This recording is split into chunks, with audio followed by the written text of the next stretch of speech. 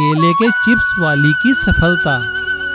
एक गांव में मीना नाम की एक औरत अपने पति रामू और अपनी बेटी चिंकी के साथ रहती थी। रामू और मीना का केले का बहुत बड़ा खेत था।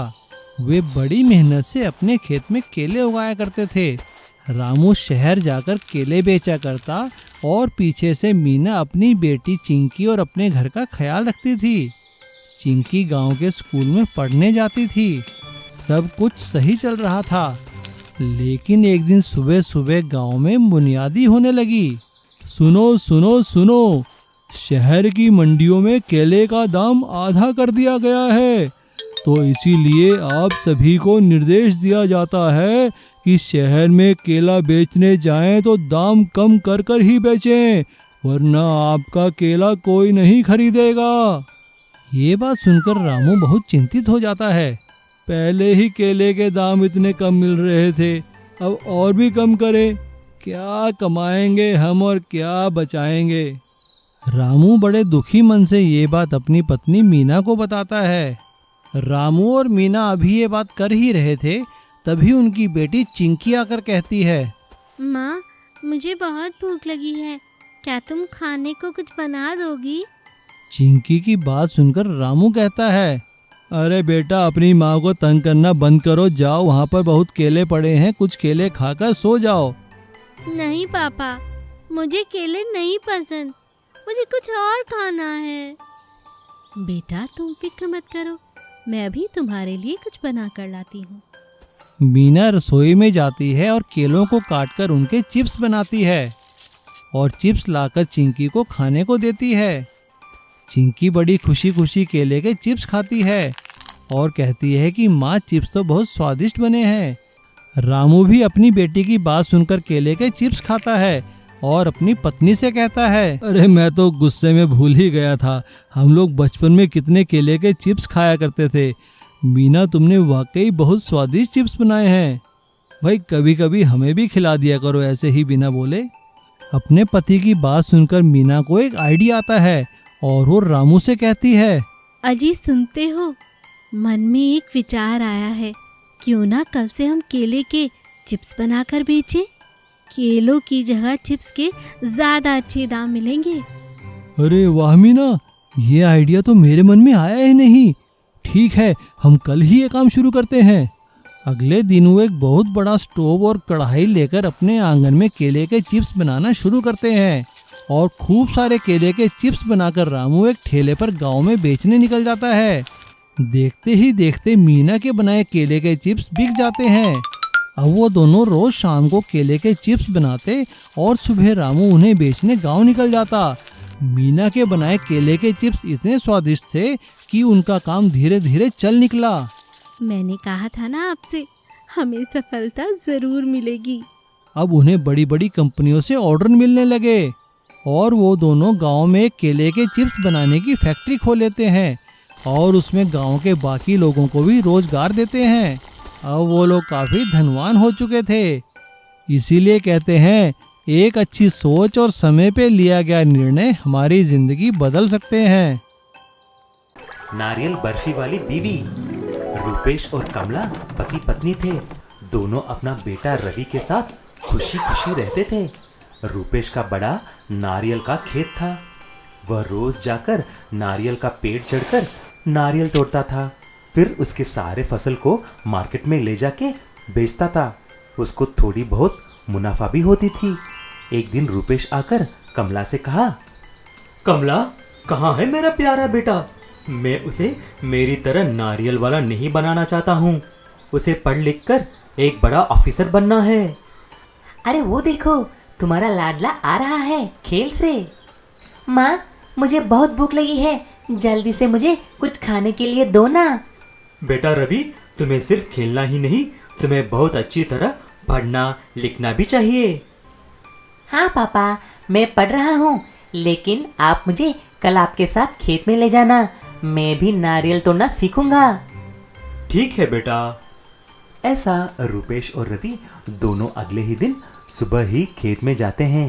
तभी रूपेश ने बोला, बेटा, तुम अच्छी तरह से देखते ही रहना, चढ़ो मत, अगर संतुलन नहीं रहेगा तो गिर जाएगा।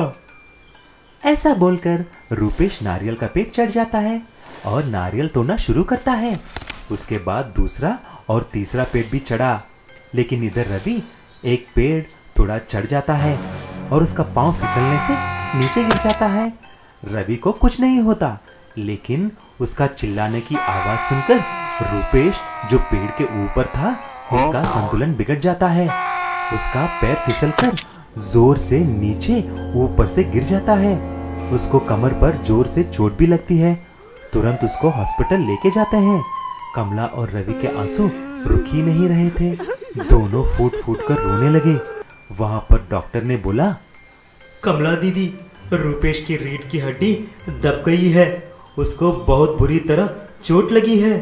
मेरे ख्याल से वह अभी कुछ महीने तक बैठ भी नहीं सकता। हे भगवान, ऐसा मत बोलिए डॉक्टर साहब, ऐसा मत बोलो। माँ और बेटा रूपेश को मिलने कमरे के अंदर जाते हैं। तभी रूपेश ने बोला, कमला, तुम चिंता मत करो। मैं जानता हूँ कि अब मैं उठ नहीं सकता। मैं अपने दोस्त किरण को बुला लिया है।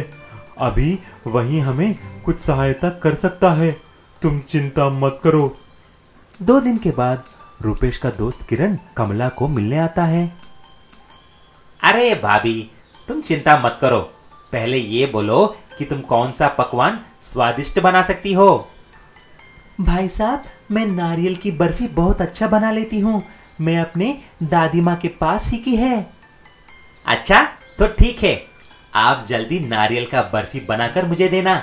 मैं अपने मिठाई के दुकान पे नारियल की बर्फी लगा दूंगा। जो भी पैसा उसे बेचने से आएगा मैं उसे आप ही को दूंगा। ये वादा है मेरा। जैसे ही किरण अपनी दुकान पे कमला का नारियल का बर्फी लगाया, उसकी डिमांड बढ़ जाती है। बर्फी का सेल्स आसमान छूने लगते हैं। स्वादिष्ट होने की वजह से उसको और कमला को बहुत मुनाफा होता है। ये सब देखकर कमला और रूपेश बहुत खुश हो जाते हैं। रवि भी अच्छी तरह पढ़ने लगता है। कुछ महीने के बाद जब रूपेश को ठीक हो गया, तीनों मिलकर नारियल की बर्फी का अपना एक ठेला भी खोलते हैं और ऐसा ही खुशी खुशी से जीने लगे। बांस काटने वाली। राधा और उसका पति अपने खेतों में बांस उगाते थे। उन बांसों को काटकर छोटे छोटे खिलौने बनाते और शहर में जाकर बेच दिया करते। एक दिन काम करते हुए राधा को एक बांस के पास एक छोटी सी गुड़िया दिखाई दी। अरे, ये गुड़िया? लगता है कोई बच्चा यहाँ खेलते खेलते छोड़ गया है। अजी, सुनते हो? देखो जरा, कितनी प्यारी गुड़िया है। पति पत्नी उस गुड़िया को देखते ही रह जाते हैं। वो बहुत खूबसूरत थी। आसपास के बच्चों से पूछते हैं, लेकिन गुड़िया किसी की नहीं थी। तो दोनों गुड़िया को अपने घर ले आते हैं। दोनों पति पत्नी की कोई संतान नहीं थी, तो इसीलिए एक गुड़िया को ही एक बच्चे की तरह पालने की सोचते हैं कि अचानक वो गुड़िया इंसान के बच्चे की तरह बन जाती है। यह देख राधा हैरान रह जाती है। अरे, ये क्या? अभी तो मैंने एक बच्चे की कल्पना ही की थी कि ये गुड़िया इंसान का बच्चा बन गई। ये क्या हो रहा है? मुझे कुछ समझ में नहीं आ रहा। धीरे धीरे गुड़िया के प्रताप से उनके घर में धन दौलत किसी भी चीज की कमी नहीं रही। धीरे धीरे दोनों पति पत्नी बहुत अमीर हो गए। बच्ची बड़ी हो गई। अरे बेटा, अब तू बड़ी हो गई है। अब तो तेरी शादी करनी होगी। हमें छोड़कर दूर जाना होगा। माँ, मैं शादी जरूर करूंगी, लेकिन ऐसे नहीं। उसने एक शर्त रखी। मुझे एक ऐसा वर चाहिए जो दूर पहाड़ी पर ओस का फूल मुझे लाकर दे। जो ये कर पाएगा उसी से मेरी शादी होगी। माता पिता हर गांव में इस बारे में बताते हैं, लेकिन ऐसा कोई शूरवीर उनके घर तक नहीं आता जो ओस का फूल ला सके। माँ, आप जानती नहीं, मैं किसी आम इंसान से शादी नहीं कर सकती। मैं एक परी हूँ, ओस परी। जो फूल मैं मांग रही हूँ उसे पाए बिना मैं किसी और इंसान से शादी नहीं कर सकती। लगता है अब आप दोनों को छोड़कर मुझे जाना होगा। जब उसने ऐसा कहा तो राधा और उसका पति फूट फूट कर रोने लगे और उसके ना जाने के लिए उससे विनती करने लगे। लेकिन अचानक एक मुसाफिर जिसे ये बात पता चलती है वो ओस का फूल ले आता है और ओस परी के सामने रख देता है। यह देखकर राधा, उसका पति और बेटी खुश हो जाते हैं। राधा और उसका पति उन दोनों की शादी कर देते हैं और वो दोनों खुशी खुशी वहाँ से चले जाते हैं। माँ, आप जैसे पिता और माता पाकर मेरा जीवन धन्य हो गया। एक परी होने के बावजूद मैंने एक इंसान की जिंदगी जीकर देखी है। एक अच्छा पति जो मुझे मिल गया है, अब मेरा जीवन और भी खुशहाल हो जाएगा। मैं आपकी इस ममता का कर्ज कभी नहीं चुका सकती। और धीरे धीरे राधा को सब बांस काटने वाली की जगह ओस परी की माँ के नाम से जानने लगे।